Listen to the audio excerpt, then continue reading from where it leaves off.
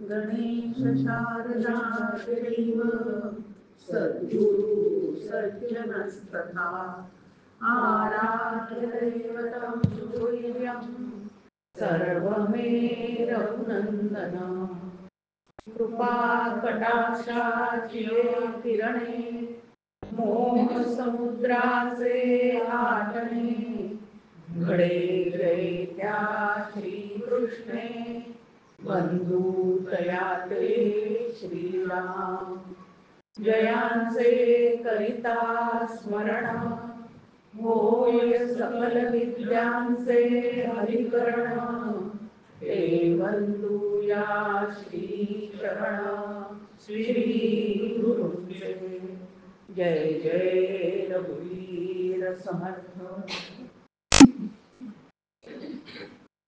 राजाधिराज प्रभू रामचंद्र, राष्ट्रगुरु समर्थ रामदास स्वामी, आनंदयोगी परमपूज्य डॉक्टर काका आणि श्रद्धेय मंदाताई सकल संतांना मनपूर्वक वंदन करते आणि सच्चिदानंदाची पदवी प्राप्त करण्यासाठी जमलेल्या सर्व साधकांना मनपूर्वक अभिवादन करते।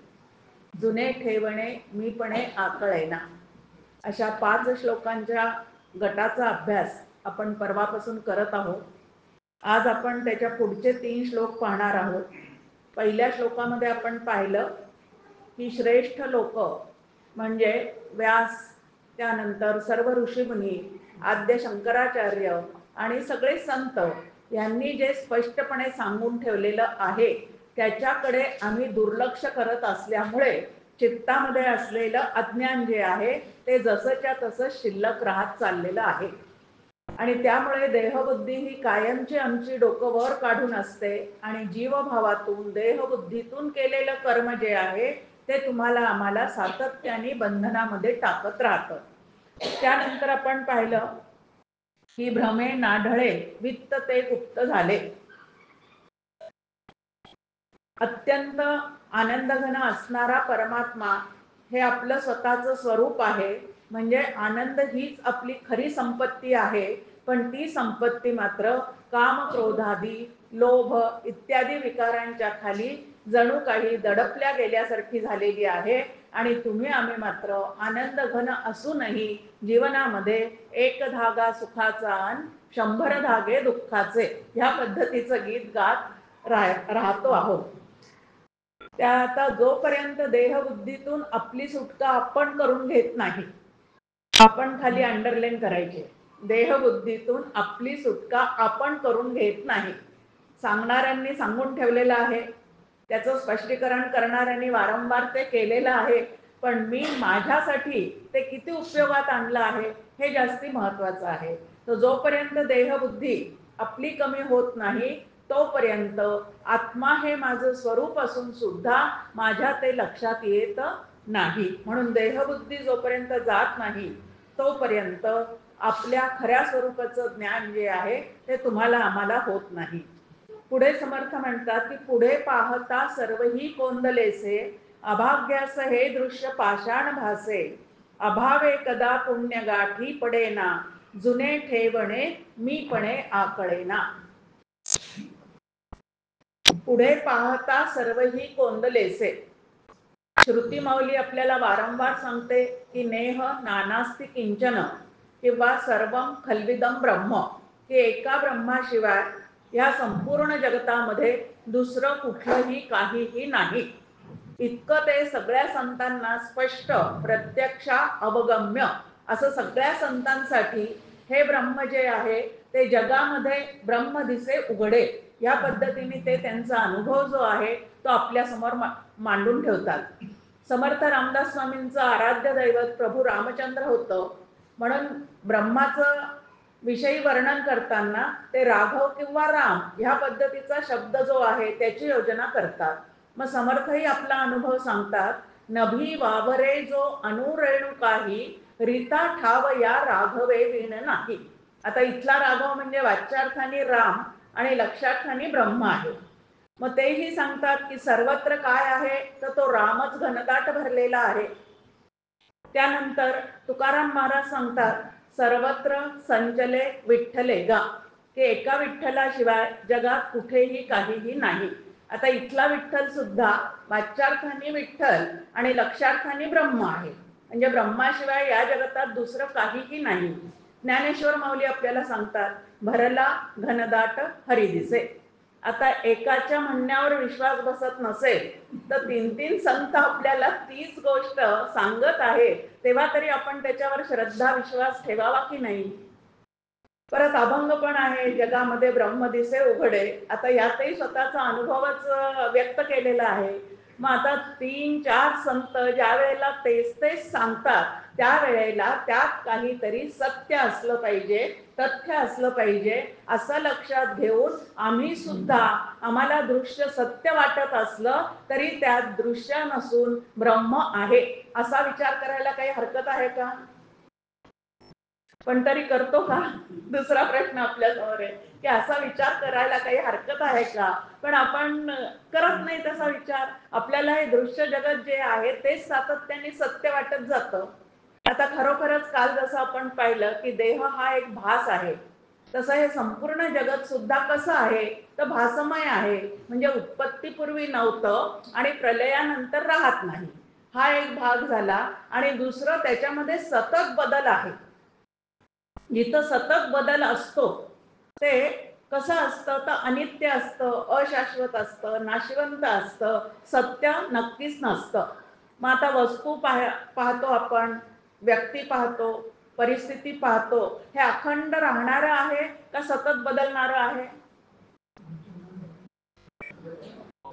आता जेव्हापासून मला कळायला लागलं तेव्हापासून मी आहे ही जाणीव माझ्या आतमध्ये नक्की आहे, म्हणजे प्रत्येकाच्या आतमध्ये नक्की आहे. पण आपण एखाद्या लग्नाच्या प्रसंगी जातो आणि तिथं पाहतो की अगदी पहिल्या महिन्यापासूनचे त्या मुलीचा फोटो ते आत्ता बोहल्यावर उभी आहे तेव्हापर्यंतचे सगळे फोटो तिथं असतात. आता तिच्या पूर्ण शरीरामध्ये आपल्याला बदल झालेला दिसतो की नाही? पहिल्या महिन्याची आता ती 24-25, फार कमी वय सांगितलं मी. 24-25 वर्षाची आता ती त्या ठिकाणी आहे. आता ती आहे पण तिच्या संपूर्ण शरीरामध्ये काय झालेलं आहे? बदल झालेला आहे. मग जिथं बदल आहे तिथं माया नावाचं तत्व आहे, तिथं ब्रह्म नावाचं तत्वाच्या अधिष्ठानावर ते शरीर वाढत वाढत चाललेलं आहे. पण शरीर जे आहे ते कसं आहे तर नाशिवंत आहे, अनित्य आहे, अनात्म आहे आणि ब्रह्म मात्र, आत्मा मात्र सत्य आहे. आता दुसरा भाग आपण पाहूयात, प्रत्येकाचे स्वभाव.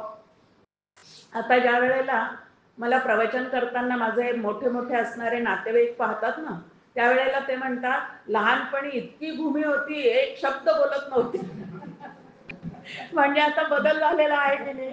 गमतीचा भाग सोडून द्यायचा, लक्षात घ्यायचं की लहानपणीच्या आवडीनिवडी आणि आताच्या आवडीनिवडी याच्यामध्ये आपल्या किती बदल झालेला असतो. सगळ्या मुलींना ऐकावं लागतं की लहानपणी तू एवढं सुद्धा पुरण आरतीचं खात नव्हती, आता पुरणपोळ्या कशी काय खाती तिकडे गेल्यानंतर. म्हणजे खाण्यापिण्यातला आपला बदल आपल्याला लक्षात येतो, शरीरातला बदल लक्षात येतो, वागण्यातला बदल लक्षात येतो. जिथं जिथं बदल दिसतो तिथं तिथं ते सगळं नाशिवंत असतं.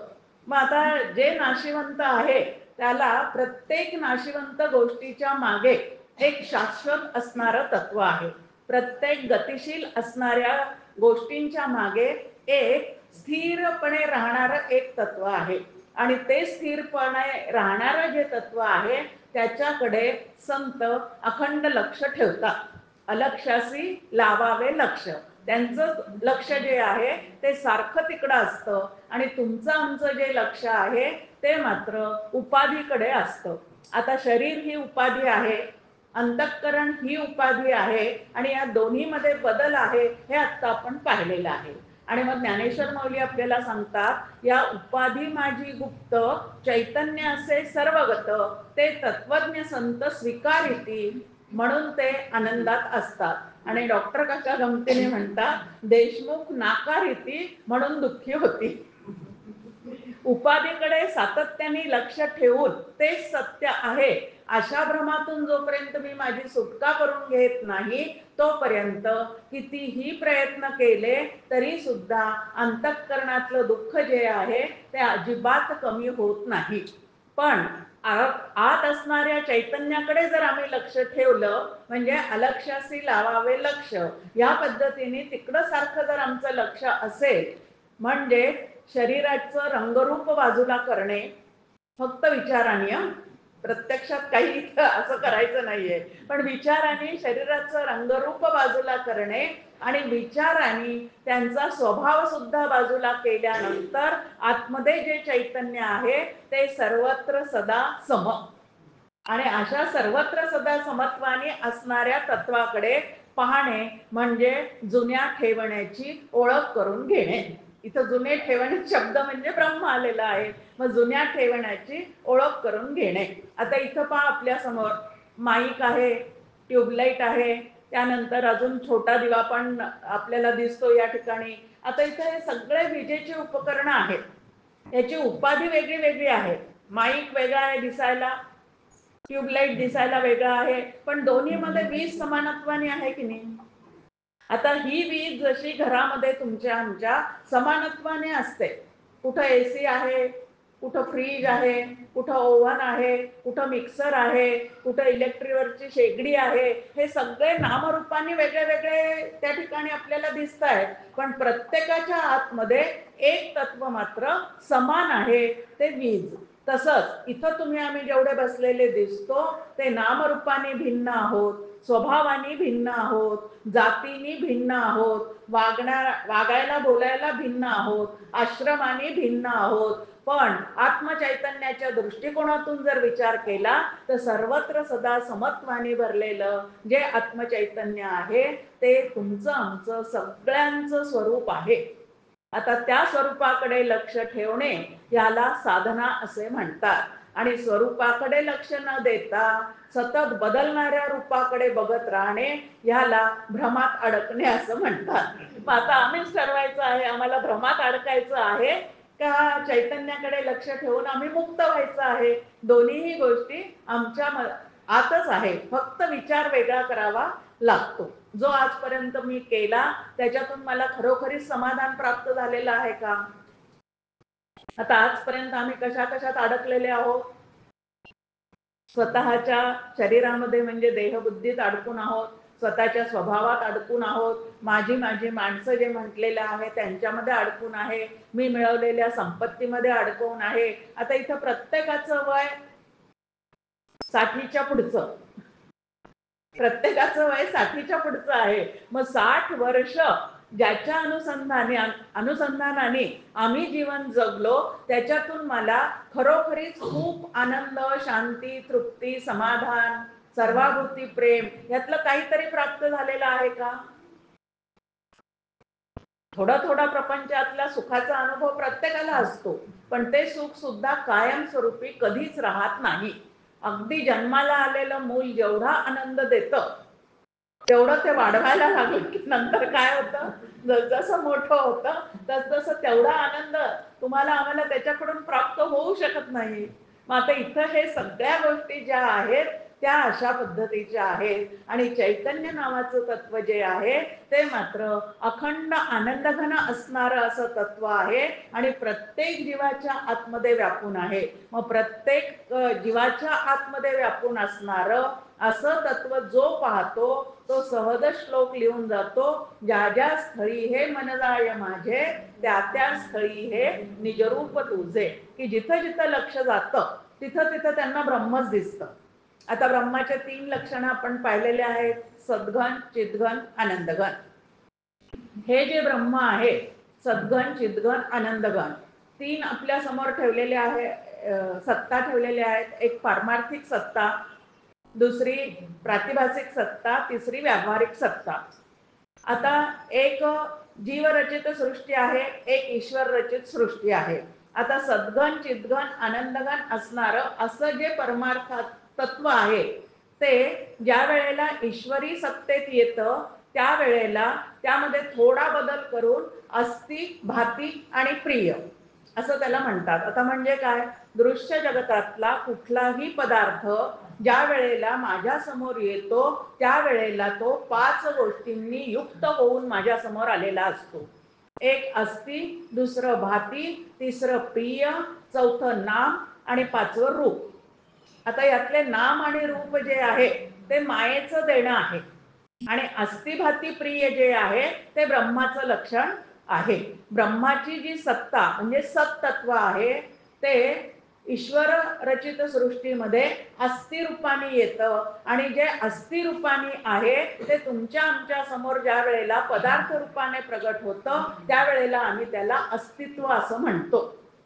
प्रत्येक पदार्थाचं अस्तित्व आहे की नाही. आता इथं किती गोष्टी आपल्या समोर आहेत, त्या जेवढ्या गोष्टी आहे आहे असं आपण म्हणतो त्याचा जो आहेपणा आहे तो सत्वर अवलंबून आहे. सत नसतं तर असं काहीच तुम्हाला आम्हाला त्याच्या मागे म्हणजे त्याच्यावर भासलं नसतं. जेव्हा जेव्हा तुम्हाला आम्हाला काहीतरी दिसतं तेव्हा तेव्हा त्याच्या मागे नक्की काहीतरी असतं, असा एक सिद्धांत शास्त्राचा आहे.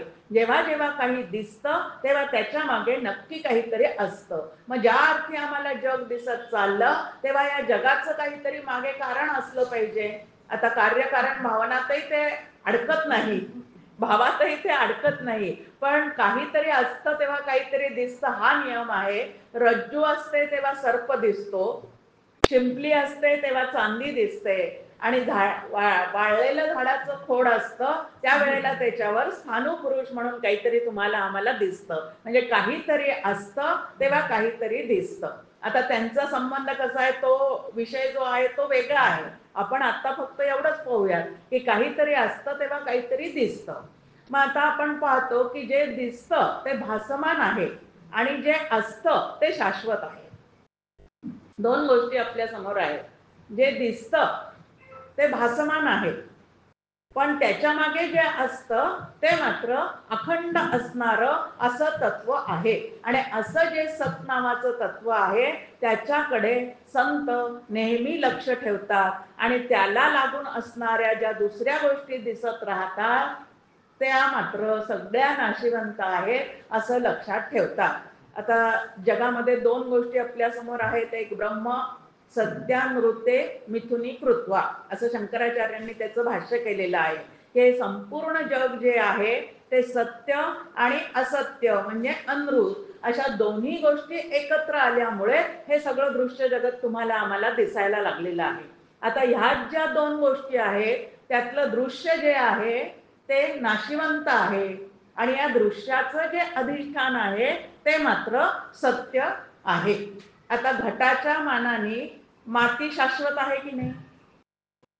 घट जो आहे निर्माण झालेला तो घट केव्हाही फुटू शकतो.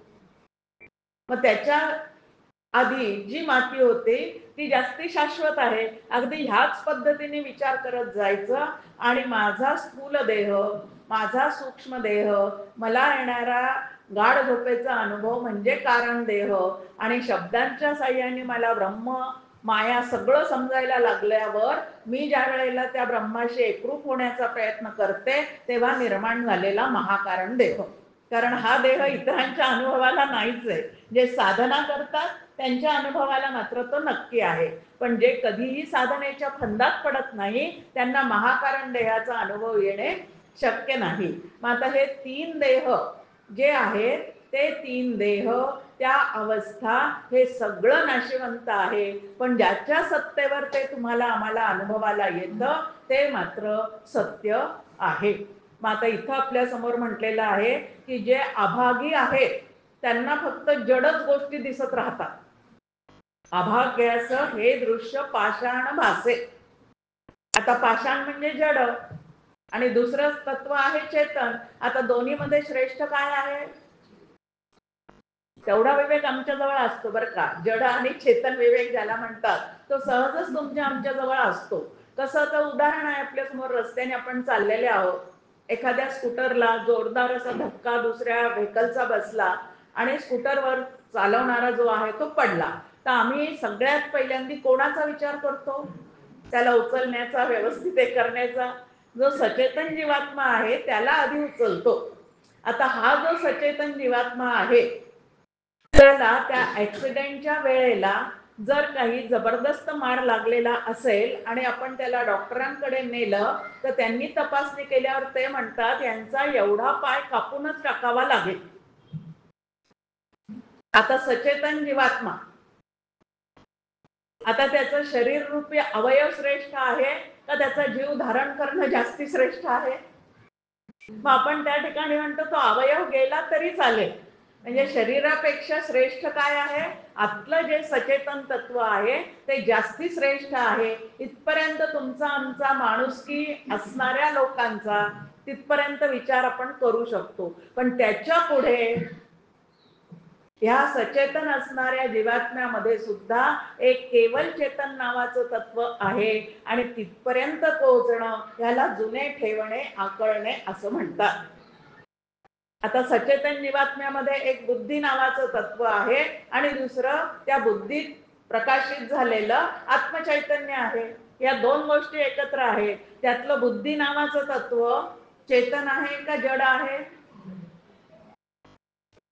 आता पंचीकरणाचा अभ्यास ज्याचा झालेला असेल त्याला लक्षात येईल की आता बुद्धी जी आहे ती अग्नितत्वाची बनलेली आहे. अग्नितत्व हे 5 महाभूतापैकी एक आहे आणि 5 महाभूत हे जड आहेत. म्हणून आमची बुद्धी सुद्धा कशी आहे सगळ्यांची? मग ती जड असणारी बुद्धी एवढा सगळा व्यवहार कशी काय करायला लागली? तर त्याच्या आतमध्ये चैतन्य नावाचं तत्व भगवत कृपेने त्या जीवात्म्याचं प्रारब्ध असेपर्यंत व्यापून राहत असतं आणि म्हणून आमची बुद्धी ऍक्टिव्हेट होते आणि त्याच्यानंतर आमच्याकडनं सगळे काही व्यवहार जे आहेत ते चाललेले असतात.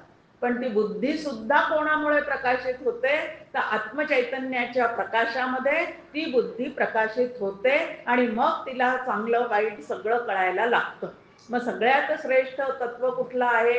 तर केवल चेतन नावाचं तत्व सर्वात श्रेष्ठ आहे आणि असं केवल चेतन नावाचं तत्व म्हणजेच माझ्या सद्गुरूंचं स्वरूप आणि म्हणून माझी जिथं जिथं नजर जाते तिथं तिथं काय आहे? ज्या ज्या स्थळी हे मन जाय माझे त्या त्या स्थळी हे निजरूप तुझे. त्या भगवंताचं हे जे चैतन्य रूप तत्व आहे ते सहजच विचार केले की लक्षात येतं. आपण पाहतो की आहे आहे आहे अशा पद्धतीने ह्या सगळ्या वस्तू तुम्हाला आम्हाला काय होतात तर अनुभवाला येतात. आता आहे नावाचं जे तत्व आहे ते कशातून आलेलं आहे? तर सत नावाच्या तत्वातून ते आलेलं आहे. म्हणून त्याला अस्ति असं म्हटलेलं आहे आणि अस्तिपासून अस्तित्व. सत रूपाने असणारं तत्व नुसतं सत्ता रूपाने असतं. अस्ति रूपाने असणारं जे आहे ते बीज रूपाने असतं आणि अस्तित्व रूपाने जे काही आहे ते प्रत्यक्ष मग इंद्रिय गोचर होतं. ह्या पद्धतीने आपल्या समोर या सगळ्या दृश्य जगताला सुरुवात झालेली आहे असं शास्त्राचं सांगणं आहे. कोणाचं सांगणं आहे? एक आहे की शास्त्राचं सांगणं आहे. इथं कोणीही दुसरा बोलत नाही. तर शास्त्र जे सांगतं ते या ठिकाणी सांगितलेलं. दुसरं तत्व आपल्या समोर आहे भाती. वस्तुरूपाने एखादी गोष्ट आपल्या समोर आल्यानंतर तिचं नाव रूप हे सगळं तुमच्या आमच्या लक्षात येतं. एक आहे व्यक्तिनिष्ठ ज्ञान आणि दुसरं आहे वस्तुनिष्ठ ज्ञान. आता वस्तुनिष्ठ ज्ञान जे आहे त्याच्यामध्ये हा मोबाईल त्याचा आकार हे सगळं आपल्याला सगळ्यांना सारखं दिसतं. पण व्यक्तिनिष्ठ जे ज्ञान आहे त्याच्यामध्ये मात्र कोणी म्हणेल हा चांगला नाही, कोणी म्हणेल दुसरा पाहिजे, या पद्धतीने आडवा नको उभा पाहिजे, असा नको तसा पाहिजे, ह्या कंपनीचा नको त्या कंपनीचा पाहिजे. व्यक्तिनिष्ठ ज्ञानामध्ये बदल आहे पण वस्तुनिष्ठ जे ज्ञान आहे ते जसंच्या तसं आहे आणि मग भातीला सुरुवात तिथं होते. भातीची जी सुरुवात आहे मग त्याचं ज्ञान झाल्यानंतर त्याविषयी अनुकूलता प्रतिकूलता जी निर्माण होते ती व्यक्तिनिष्ठ आहे आणि बाकीचं जे ज्ञान आहे त्या वस्तूचं ते मात्र सर्वांच्या ठिकाणी एक पद्धतीने झालेलं आहे. पण नंतर त्याच्यामध्ये आपली आवड मिसळून जे काही तयार झालेलं आहे त्याला भाती असं म्हटलेलं आहे आणि त्यानंतर अनुकूल वाटलं ते तर प्रिय, अस्ति भाती प्रिय असं आपल्या समोर आहे. आता प्रिय शब्दाची सुद्धा आपल्या समोर छान शास्त्राने उकल केलेली आहे की संपूर्ण जगत तुम्हाला आम्हाला प्रियच आहे, पण काही गोष्टी असून प्रिय आहे, काही गोष्टी नसून प्रिय आहे. प्रियत्व सर्वत्र सदा सम आहे, पण काही असून प्रिय आहे, काही नसून प्रिय आहे. हे उदाहरण आपल्याला सगळ्यांना माहिती आहे की माझ्या मुलीचं जर लग्न ठरलेलं असेल तर जे असून प्रिय असणारे नातेवाईक आहेत त्यांना पहिल्यांदा फोनवर आमंत्रण, नंतर पत्र पाठवून आमंत्रण, नंतर परत एकदा आठवणीसाठी आता सोय झालेली आहे, व्हॉट्सअपवर परत एकदा हे करण्याची, आठवण देण्याची. म्हणजे त्यांना आपण तीनदा तीनदा बोलवतो. आणि नसून प्रिय जे लोक आहेत त्यांना तर पत्रिका पाठवावीच लागते व्यवहारात, कारण संबंधित आहे, पण ती पत्रिका अशा बेताने पाठवायची असते की लग्न झाल्यावर त्यांच्या हातात पडली पाहिजे. असून प्रिय नसून प्रिय. लहानपणी मुलांना आई बाबा असून प्रिय असतात, आता मोठेपणी ज्याचं त्यांनी ओळखलं. लहानपणी सगळ्या मुलांना आपले आई वडील जे आहे ते असून प्रिय असतात. आपलंही तसंच आहे. आपले मुलं जोपर्यंत आपले ऐकतात तोपर्यंत ते असून प्रिय आहेत, पण ज्या वेळेला ते आपल्या हाताबाहेर जातात त्यावेळेला सगळ्यांनाच त्यांना काढून देण्याचा विचार सुद्धा मनामध्ये येतो, म्हणजे ते त्यावेळेला नसून प्रिय असतात. तर असून नसून हा भाग जो आहे तो व्यक्ती सापेक्ष आहे, पण प्रियत्व जे आहे ते सर्वत्र सदा समत्वानी आहे. फुलं जोपर्यंत छान उमललेले आहेत, छान सुगंध देतात, तोपर्यंत ते असून प्रिय आहेत, पण तेच सडले, दुर्गंध यायला लागला की ते फुलं आपल्याला नसून प्रिय होतात. प्रियत्व तिथंच आहे, पण असून नसून हा भाग जो आहे तो मात्र नंतर सुरू झालेला आहे, म्हणून तो मायेत मोडतो. मायेमध्ये सतत बदल आहे. त्या मानाने ईश्वर रचित सृष्टी जास्ती स्थिर आहे, पण ती सुद्धा नंतर प्रलयालाच जाते. पण अखंड राहणारं तत्व कुठलं आहे तर ते म्हणजे सच्चित आनंद घन असणारा परमात्मा. मग संत जे आहे ते जगाचा व्यवहार करत असताना सुद्धा त्या सत असणाऱ्या, चित असणाऱ्या, आनंद घन असणाऱ्या तत्वाचं अनुसंधान ठेवतात. अभ्यासाचा मुकुटमणी वृत्ती राहावी निर्गुणी, समर्थ आपल्याला सांगतात. ज्याला जुने ठेवणे जाणून घ्यायचं आहे त्याला काय करावं लागतं तर वृत्ती अखंड निर्गुणाच्या ठिकाणी रममाण करावी लागते. आत्ता आपण 2 अभंग ऐकले. पहिल्या अभंगामध्ये सगुणावर पूर्ण भर दिलेला होता. सगुण दर्शन झालं, तो राम येऊन काय झालेला आहे त्या ठिकाणी शैला विणून गेलेला आहे वगैरे वगैरे. मग आता सगुण रामामध्ये सुद्धा आनंद आहे, पण तो येतो आणि जातो. तो काय आहे तर तो क्षणभर आपल्याला भाव जर त्या उंचीवर गेला तर दर्शन देतो आणि तिथून परत काय होतो तर तिरोधान पावतो. आणि निर्गुण राम जो आहे तो ह्या पद्धतीने दर्शन द्यायला कधीच येत नाही, पण विचारांच्या साह्याने शास्त्रशुद्ध वळण जर माझ्या विचारांना लागलं तर त्याच्याशिवाय या जगतामध्ये दुसरं काहीच नाही हे लक्षातच येऊन जातं. मग दुसरा अभंग आपण ऐकला की ज्यांना त्या निर्गुणाचं ज्ञान झालेलं आहे, मग समुद्रामध्ये तेच आहे, डोंगरामध्ये तेच आहेत, लाटांमध्ये तेच आहेत, सर्व ठिकाणी तेच तेच आहेत, त्यांच्याशिवाय या जगात दुसरं काहीही नाही. रामदास्य करुणी पाहे सर्व सृष्टी नांदत आहे, असा एक समर्थांचा अभंग आहे, स्वतः त्यांनी रचलेला. की तुम्ही एकदा रामाचं दास्य करून पहा, म्हणजे मनापासून त्याची सेवा करून पहा, नामस्मरण करून पहा, म्हणजे त्या खऱ्या रामाचं दर्शन होतं आणि त्या रामाच्या सत्तेवर संपूर्ण जगत चाललेलं आहे असं सहजच आकलन होऊन जातं. हाच विषय जो आहे तो ज्ञानेश्वर माऊलींनी विश्वाचे आर्त माझ्या मनी प्रगटले ह्या ओळीतून मांडलेला आहे. सगळ्या संतांना तो अनुभव आहे, त्यांना सतत चैतन्याचा अनुभव आहे. आणि तुम्हाला आम्हाला मात्र सतत सगळं काही कशाने भरलेलं दिसतं. आता सगळं दृश्य पाषाणवत वाटतं, म्हणजे जड वाटतं, आणि जडचा दुसरा अर्थ आहे त्या जड वर्गात फक्त दुःखच दुःख असतं. दुःखाचा अनुभव जडाशी तादात्म्य पावल्यामुळे आहे आणि सुखाचा अनुभव आता मगाशी आपण एक पाहिलं की जड चेतन विवेक आमच्याजवळ आहे, पण दुसरा एक अविवेक सगळ्यांजवळ असतो. ज्या वेळेला आम्ही 5 लाखाची, आता माझ्या माहितीप्रमाणे गाडी तेव्हा 5 लाखाला मिळत होती.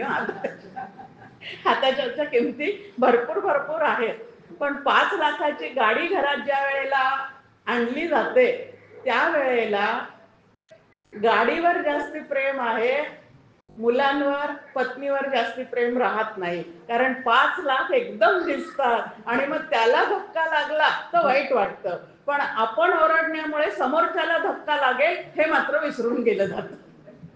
त्या ठिकाणी मात्र घर खूप मोठं बांधलेलं असेल, वस्तू खूप सुंदर आणलेल्या असतील, तर त्या जडामध्येच आम्ही अडकत राहतो आणि त्याची किंमत लक्षात राहते. पण मनुष्य देह जो आहे तो लाख मोलाचा आहे. एक एक अवयवाचा एक एक डॉक्टर प्रत्येक अवयव तपासून घ्यायला जावं म्हणजे नरदेह किती कोटीचा आहे ते तुम्हाला आम्हाला कळेल की हा नरदेह जो आहे तो किती श्रेष्ठ आहे, किती महत्वाचा आहे. आणि ह्या नरदेहात आल्यानंतर ह्या चैतन्याचा शोध घ्यायचं सोडून आम्ही मात्र ह्या जडावर म्हणजे देहावर प्रेम करतो, देहाने जमवलेल्या संपत्तीवर प्रेम करतो, त्यानंतर त्या संपत्तीने बांधलेल्या घरादारावर सोन्या नाण्यावर प्रेम करतो, पण सोन्यासारख्या असणाऱ्या जीवांवर मात्र प्रेम करत नाही. आणि इथं तो अविवेक निर्माण होतो. मग आता जड गोष्टी आम्हाला खरोखरीच सुख देऊ शकतात का? ज्यांचे मुलं अमेरिकेत गेलेले आहेत ते भरपूर पैसा इकडच्या आई वडिलांना पाठवत राहतात. आता पैसा तर जड आहे, तो जास्ती सुख देतो का मूल आल्यावर जास्ती सुख होतं? चेतनामध्ये जास्ती सुखाचा अनुभव आहे, पण आम्ही मात्र कशात अडकलेले आहोत तर जडात अडकलेले आहोत. म्हणून इथं म्हटलं अभावे कदा पुण्य गाठी पडेना. या ब्रह्म आणि मायेचं वर्णन मंदाताईंनी अतिशय छान पद्धतीने केलेलं आहे. त्या म्हणतात जे दिसत नाही पण असतं त्याला ब्रह्म म्हणजे जुने ठेवणे असं म्हणतात, आणि जे दिसतं पण असत नाही म्हणजे कायमस्वरूपी असत नाही त्याला माया असं म्हणतात. मग आता हे संपूर्ण दृश्य जगतामध्ये ज्या काही गोष्टी आहेत त्या कशा आहेत तर माईक आहेत, आणि माईकाचा त्याग करणे याला साधना असे म्हणतात. आता व्याख्या पाठ झाली पण प्रत्यक्षात त्याग घडला नाही तर ते सगळंच मुसळ केरात जातं. आणि म्हणून अभावे कदा पुण्य गाठी पडेना फार महत्वाचं आपल्या समोर आहे. कठोपनिषदामध्ये आपल्या समोर मांडणी केलेली आहे की हे ब्रह्म नामाचं तत्व जर आपल्याला जाणायचं असेल, परमेश्वर नामाचं तत्व ओळखायचं असेल, त्या रामाचा आपल्यालाही त्या कबीरासारखा अनुभव घ्यायचा असेल तर आधी ते आहे म्हणायला शिका, सकारात्मक त्याच्याविषयी विचार करायला शिका. ते नाही म्हणून मी त्याचा अभावच आहे असं जर मला वाटत असेल तर ते मला कधीहीच असूनही दिसणार नाही. कारण परमेश्वराचं स्वरूप कसं आहे, वागताना सुद्धा जयाचा भावार्थ जैसा तयास लाभ तैसा.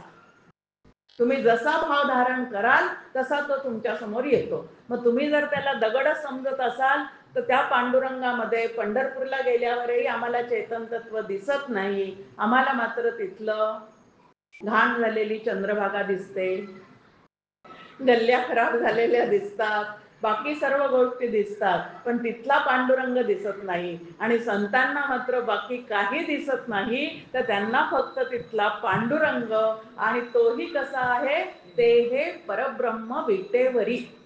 इथं जे विटेवर तुम्हाला सगुण मूर्ती दिसते आहे तेच परब्रह्म आहे. ह्या निश्चयाने ते त्या परब्रह्माचं अनुसंधान ठेवतात आणि म्हणून त्यांना ते पूर्णपणे प्राप्त होतं. आणि आनंदाचे डोही आनंद तरंग असा अभंग त्यांच्या मुखातून आपल्याला पाहायला मिळतो.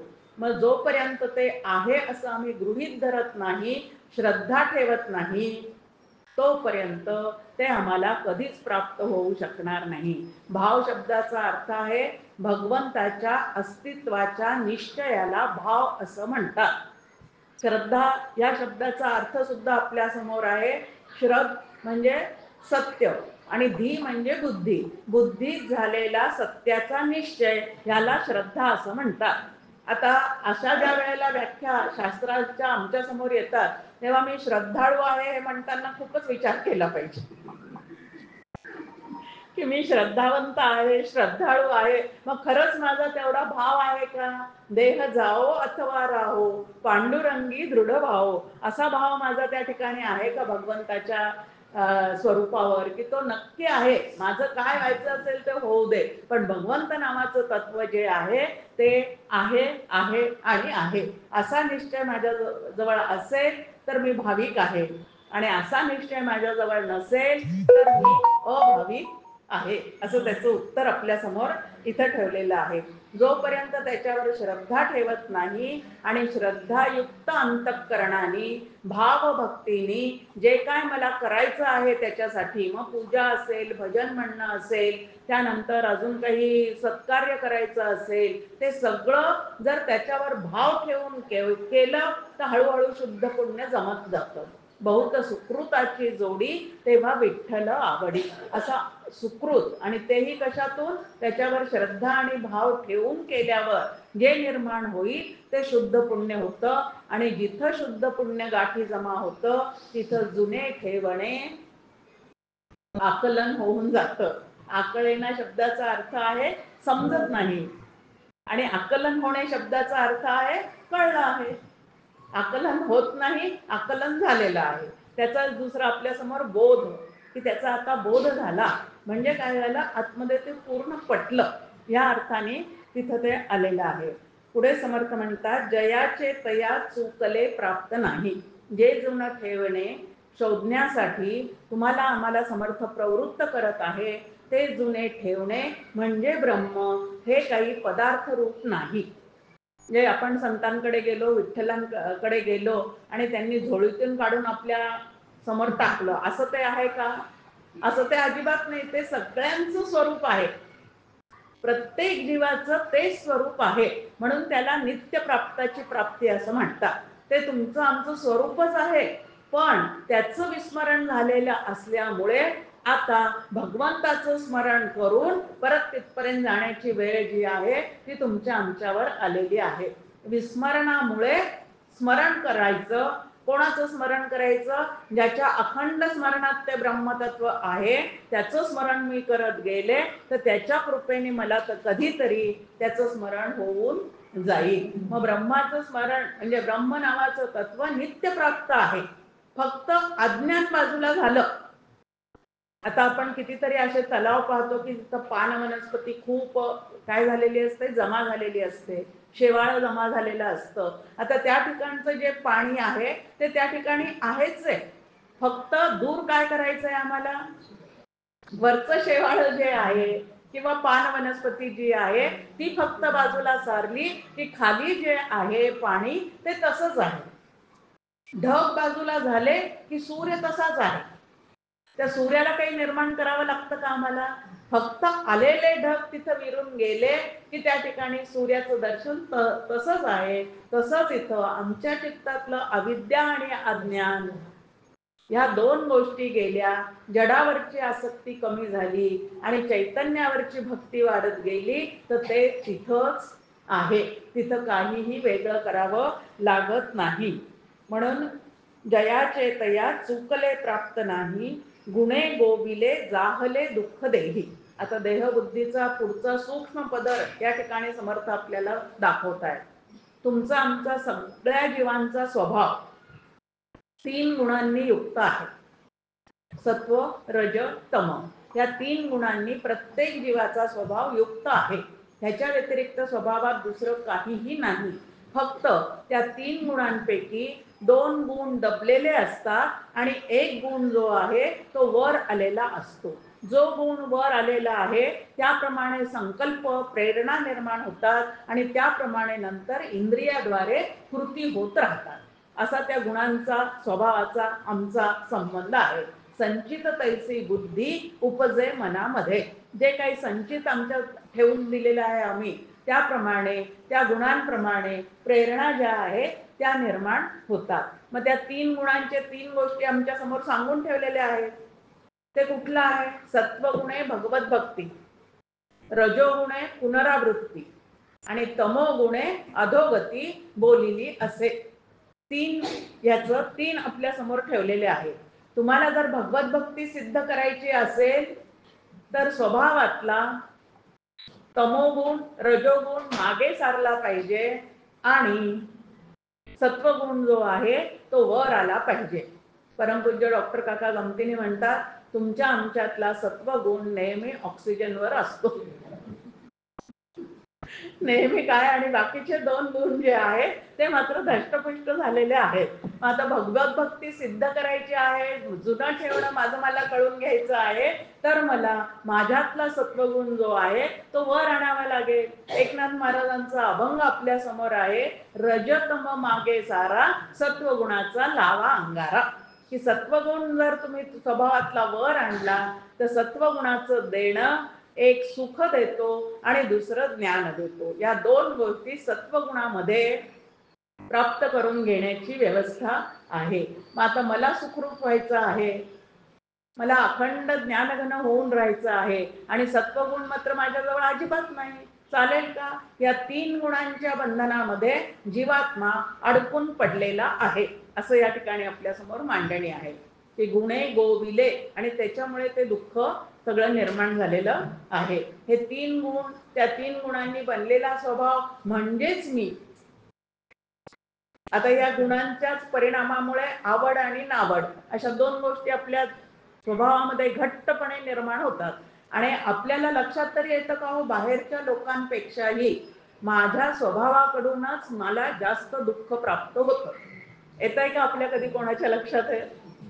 अजिबात लक्षात येत नाही की माझी आवड नावडच मला व्यवहारामध्ये सुद्धा सातत्याने दुःख देते. एक उदाहरण, एक भगिनी होत्या, आमच्या ओळखीच्या परिवारातही होत्या आणि अत्यंत त्यांना स्वच्छतेची, घर नीट नेटकं ठेवण्याची आवड होती. म्हणजे त्यांनी असा टाइम टेबल करून ठेवला होता की रविवारी सगळ्या खिडक्या पुसायच्या, सोमवारी अजून डबे पुसायचे.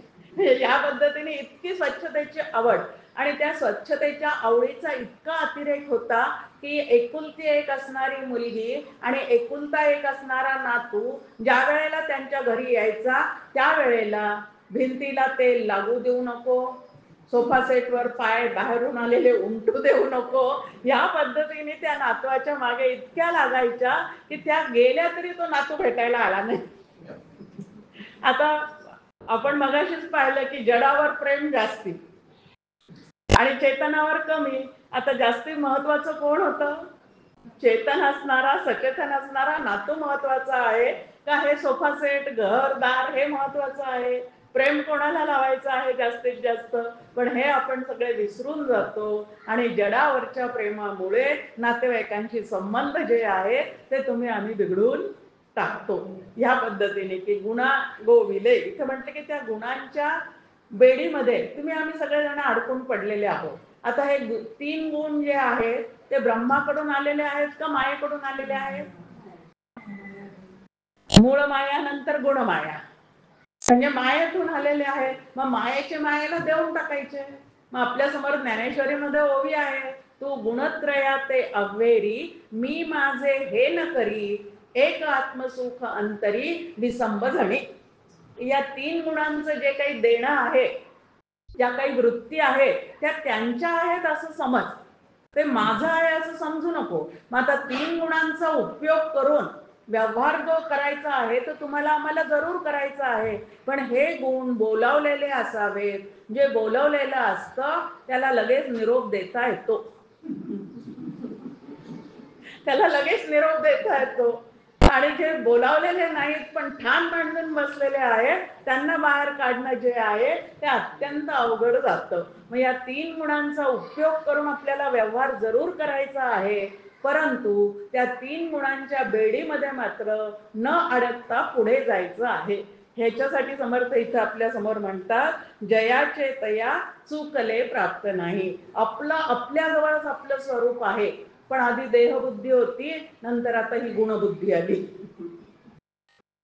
स्वभावामध्येच आपण आपल्या अडकून पडतो आणि असं स्वभावामध्ये अडकून पडलेला माणूस कधीही आनंद घन होऊ शकत नाही. अजून एक उदाहरण सांगते मी. आपल्याच परिवारातले एक साधक आणि त्यांना अतिशय स्वच्छतेची आवड. एकदा डॉक्टर काकांना घेऊन त्यांच्याकडे जेवायला जाण्याचा प्रसंग आला. सगळं घर खूप कोपरा न कोपरा छान सजवलेला, खूप छान वाटलं, त्यांनी दाखवलं सगळं छान छान. निघताना ते डॉक्टर काकांना म्हणतात की मला ना इतकी स्वच्छतेची आवड आहे ना काका, की रात्री झोपताना अंथरुणावर ती चादर अशी घातली गेली पाहिजे की एकही वळी त्याच्यावर उमटता उपयोगाची नाही, इतकं मला त्याची आवड आहे. ऐकून घेतलं काकांनी. निघताना काका म्हणतात रोज झोपताना एका कोपऱ्यात थोडं चुरगळत जा. कारण हेच आपल्याला नंतर काय होतं, त्रास देणारं होणार आहे. आता आपल्यामध्ये ताकद आहे तोपर्यंत आपण ह्या पद्धतीची चादर नक्कीच घालून त्याच्यावर झोपू शकू, पण कायम आपण त्यासाठी स्वावलंबी राहणं हे कदापि शक्य नाही. आणि त्यावेळेला जर हीच आवड डोक्यात राहिली तर मात्र आपल्याला त्रासच त्रास सतत होत राहणार आहे. म्हणून जास्तीत जास्त स्वच्छ राहावं याबद्दल वादच नाही, पण त्याचा सुद्धा माझा स्वभाव म्हणून बाऊ करू नये. महत्वाचं आहे की बाऊ करू नये. मला झेपेल तितकं, मला जमेल तितकं आणि होता होईल तितकं, त्या गोष्टी आहेत की तोपर्यंत मी जरूर मला आवडतं ते करत राहावं, पण माझ्या आवडीनिवडी दुसऱ्यावर लादू पण नयेत आणि त्यांच्याकडनं तशा अपेक्षा सुद्धा करू नयेत. कारण जितक्या अपेक्षा जास्त तितकं दुःखाचे प्रसंग सुद्धा जास्ती. आणि म्हणून गुणा वेगळी वृत्ती तेही वळेना. गुण मायेकडून आलेले आहेत, ते वापरायचे, उपयोग करायचे, नंतर परत त्याचं विस्मरण होऊ द्यायचं. आणि मूळचा मी आत्मरूप असल्यामुळे गुणातीत आहे असं लक्षात ठेवलं की जुन्या ठेवण्याशी आपण हळूहळू एकरूप होतो. पुढे समर्थ म्हणतात हे जुने ठेवणे सांभाळण्यासाठी काय पद्धतीने आपल्याला पुढे करावं लागेल, तर म्हणे दास सायास त्याचे करावे, जनी जाणता पाय त्याचे धरावे, गुरु अंजने वीण ते आकळेना, जुने ठेवणे मीपणे कळेना. म्हणे दास सायास त्याचे करावे. आता तुम्ही आम्ही सुद्धा दास्य करतोच हो, पण आपण प्रपंचाचे दास होऊन पडलेले आहोत. सगळेजण आपण प्रपंचाचे दास होऊन पडलेले. मग प्रपंच करायचा की नाही? जरूर करायचं आहे, पण ह्या प्रपंचाचा मी दास आहे का स्वामी आहे? नक्की कोण आहे? स्वामी आहे, पण होऊन काय बसलो आहे? दास होऊन बसलेला आहे. मग दास्य कोणाचं करावं ह्याच्यासाठी सुद्धा विवेक पाहिजे.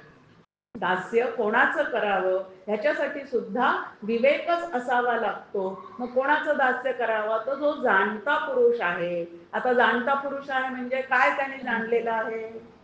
माझ्या मनातलं ओळखतो तो जाणता पुरुष.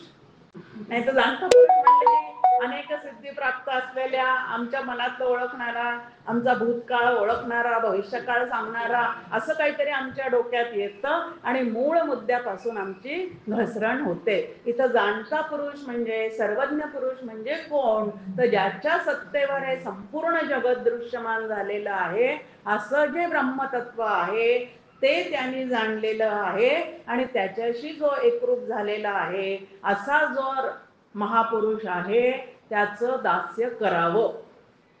आणि गुरु अंजने वीण, खोटा मी कसा गळून पडेल, खरा मी मला केव्हा दिसेल, असं जर मला वाटत असेल तर गुप्त धन किंवा जमिनीतलं पाणी शोधून काढणारे जे असतात त्यांना एक विशिष्ट ज्ञान प्राप्त झालेलं असतं. तसंच गुरु अंजने वीण, श्री गुरूंनी दिलेल्या दृष्टीने पाहिल्याशिवाय. आता इथं गुरु अंजन म्हणजे काय? आम्ही अनुग्रह घ्यायला गेल्यावर ते आमच्या डोळ्यात काजळ घालणार आहे त्या दृष्टीत दृष्टी घालून काही काळ बसणार आहे, असं काही प्रकार असतील तर तिथून आपण सावध राहायला पाहिजे. अशा प्रकारापासून आपण सावध राहायला पाहिजे. इथं काय आहे ते, तुझी गुरुकृपा दृष्टी निर्विष होय, विषय व्याळे मिठी दिधलिया नुठी ताठी, जे तुझे गुरुकृपा दृष्टी निर्विष होय. ज्ञानेश्वर महाराजांची ओवी आपल्या समोर आहे. या 5 विषयांच्या महासर्पांनी तुम्हाला आम्हाला काय करून ठेवलेलं आहे? तर घेरून ठेवलेलं आहे. मग आता त्यांना निर्विष करण्याचं सामर्थ्य ज्यांच्या कृपादृष्टीमध्ये आहे अशा श्री गुरूंकडनं ती कृपादृष्टी प्राप्त केली पाहिजे. आता महत्वाचं काय आहे? जातो ऐकतो, पण संतांचे संगती मनोमार्ग गती कधी होतच नाही. फक्त देहाने त्यांच्या मागे जातो, धावतो, त्यांना घरी जेवायला बोलवतो, सगळं काही करतो, पण त्यांनी दिलेली जी दृष्टी आहे तर श्री गुरु कुठली दृष्टी देतात? तू देह नाहीस, जग सत्य नाही, तू करता भोगता नाही. तू देह नसून तू आत्मा आहेस. जगत सत्य नसून ते आभासिक आहे आणि तू करता भोगता नसून निमित्त मात्र आहेस. या 3 प्रकारची दृष्टी श्री गुरु आम्हाला देतात. पण त्यांनी दिलेली ती दृष्टी नंतर आम्ही उपयोगात आणतो का? डोळे दाखवायला जातो, सगळं काही छान तपासतात ते, त्यानंतर ते तुम्हाला आम्हाला चष्म्याचा नंबर लिहून देतात. आता जोपर्यंत त्या चष्म्याचा नंबर करून आम्ही डोळ्यावर चढवत नाही तोपर्यंत आम्हाला दूरचं जवळचं काही दिसतं का? म्हणजे स्पष्ट दिसत नाही. मग आता डॉक्टरकडे गेल्यावर त्यांनी दिलेल्या नंबर प्रमाणे चष्मा करून डोळ्यावर चढवावा लागतो. तसं संतांकडे गेल्यावर त्यांनी दिलेले विचार अंतःकरणामध्ये बाणवून त्या दृष्टीने आम्ही जगाकडे पाहायला शिकलं पाहिजे. आधीची माझी दृष्टी काय आहे? मी देह आहे. आता त्यांनी दिलेली वैचारिक दृष्टी कुठली आहे? तू आत्मा आहे. मग जेव्हा जेव्हा माझी देहबुद्धी वर येईल तेव्हा तेव्हा नाही, गुरुदेवांनी मला सांगितलेलं आहे तू देह नाही, तू आत्मा आहे. आता याचा उपयोग कसा होतो? देहबुद्धी जास्ती असेल तिथं नातेसंबंधन आपापसातलं सगळं काही अपेक्षा वगैरे खूप असतात आणि त्या ठिकाणी तू मैं सगळं चाललेलं असतं. पण आता देहबुद्धी कमी झाली कारण गुरूंनी काय सांगितलंय? श्री गुरूंनी मला कोणाची तू जाऊ आहेस सांगितलेलं नाही, तू कोणाची सासू आहेस सांगितलेलं नाही, तू कोणाची पत्नी आहेस सांगितलेलं नाही, तू कोणाची आई आहेस सांगितलेलं नाही, तू शिष्य आहेस असंही सांगितलेलं नाही. नाही तर ती एक अजून सूक्ष्म एक देहबुद्धी राहते, माझ्यासारखा शिष्य कोणी नाही, माझ्यासारखा जाणता सेवा करणारा कोणी नाही, असं पण तिथं शिल्लकच राहतं. म्हणून तिथून सुद्धा बाजूला व्हायचं आणि त्यांनी मला सांगितलेलं आहे तू आत्मा आहे. आत्मा म्हणजेच ब्रह्म. ब्रह्म एकमेव अद्वितीय असल्यामुळे तिथं नातेसंबंधाचा अजिबात स्पर्श नाही. म्हणून ह्या नात्यामध्ये चाललेला जो काही व्यावहारिक सत्तेतला गोंधळ आहे त्याचा माझाही संबंध नाही. दास डोंगरी राहतो, ते काय डोंगरी राहतो म्हणजे उंच, वैचारिक दृष्ट्या उंच राहून मग या जगाकडे बघा. मग जग नाशिवंतच आहे, मग सगळे संबंध सुद्धा नाशिवंतच आहेत. पण घरी जाऊन कोणाला म्हणायचं नाही,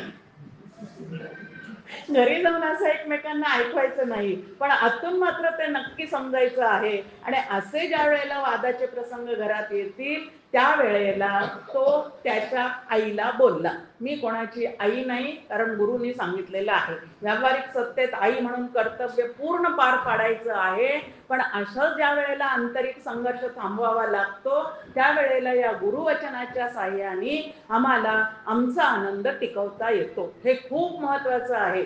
नाही तर त्या नातेसंबंधामध्ये मग इतकं तुझ्यासाठी झिजले, मग ते सगळं वाक्य आपल्याला आठवतात. हाडाची काढ केली, जीवाचं रान केलं, रक्ताचं पाणी केलं आणि तरी तुम्हाला असं बोलतो का? अशी वादावादी करण्यापेक्षा आत्मरूप मी जो आहे तिथं काहीच नाते निर्माण झालेले नाही आणि प्रपंचोपशमक, जिथं प्रपंचाची निर्मितीच नाही असं जे जुने ठेवणे आहे ते माझं मूळचं स्वरूप आहे. मग बाकीच्या सर्व गोष्टी काय आहे तर त्या प्रारब्धाने वाट्याला आलेल्या आहेत, त्या भूमिका छान करायच्या आहेत, छान वटवायच्या आहेत. पण आतमध्ये मात्र आत्मबुद्धी निश्चयाची हेच दशा मोक्षश्रीची, अहम आत्मा हे कधीची विसरूच नये, असं जो सातत्याने करतो त्याला जुने ठेवणे सापडू शकते. एक उदाहरण आहे जुने ठेवणे सापडण्यासाठी काय करावं लागतं. क्रिकेटची मॅच आपण सगळेजण पाहतो. आता ती क्रिकेटची मॅच पाहत असताना 2 अंपायर, नंतर 2 बॅट्समन, त्यानंतर समालोचन करणारे, त्यानंतर असणारे प्रेक्षक आणि तिथं फिल्डिंगला उभे असणारा तो बॉलर, ह्या सगळ्यांचं लक्ष कुठे असतं? फक्त बॉलकडे असतं. त्या बॉलरला वाटतं मी बॉल असा फेकेल की समोरचा आउटच झाला पाहिजे. जो बॅट हातात घेऊन उभा आहे त्याला असं वाटतं की असा टोलवेल की तो सिक्सरच बसला पाहिजे. जे फिल्डिंगला उभे आहेत त्यांना असं वाटतं की मी तो असा पकडेल की त्याचा रनच झाला नाही पाहिजे. या पद्धतीने इतके जण तिथं असले तरी सगळ्यांचं लक्ष एका बॉलकडे आहे. तसं सगळ्या इंद्रियांच्या साह्याने आमचे व्यवहार जरी चालत असले तरी ह्या सर्व इंद्रियांना सत्ता फक्त आत्मेची आहे. असं आम्ही सातत्याने लक्षात ठेवलं तर ते आत्मज्ञान झाल्याशिवाय राहणार नाही. जुने ठेवणे उमगल्याशिवाय राहणार नाही. आणि म्हणून ह्या पद्धतीने एकाग्र चित्ताने आत्मचिंतन करायचं असेल तर काहीतरी म्हणजे दिवसभरात मोटके निमिषभरी दे तू जाय, असं आपल्यासमोर मांडणी आहे. समर्थही आपल्याला म्हणतात रमाकांत एकांत काळी भजावा. या रमाकांताचं स्मरण कुठं करावं? एकांतात जावं म्हणजे घरातल्या सगळ्यांना हाकलून द्यावं असं नाही. सगळे असू देत घरात, पण मी त्या एकाच्या अनुसंधानात राहावं. काय आहे, घरात त्यांना बाहेर कुठं पाठवायचं नाही, पण मी मात्र माझे व्यवहार करत असताना त्या एकाच्या अनुसंधानात सतत स्वतःला ठेवण्याचा प्रयत्न केला की हे जुने ठेवणे जे आहे ते आपल्याला समजायला सोपं जाईल. आणि समर्थांनी अशीच बुद्धी तुम्हाला आम्हाला द्यावी आणि जुनं ठेवणं तुम्हाला आम्हाला लवकर समजावं अशी प्रार्थना त्यांच्या ठिकाणी करते आणि थांबते. जय जय रघुवीर.